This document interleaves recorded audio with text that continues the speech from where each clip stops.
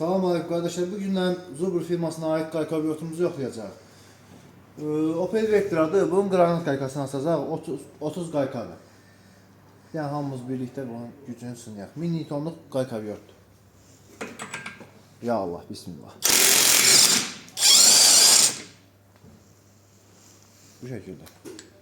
Çox gözəl də açdı. Bir dəqiqə bunu bağlayaq.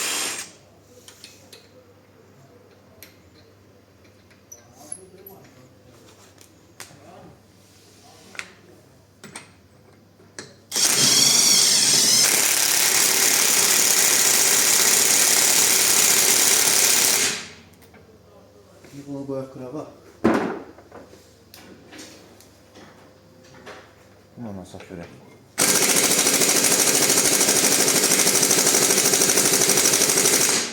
Asa bilməm.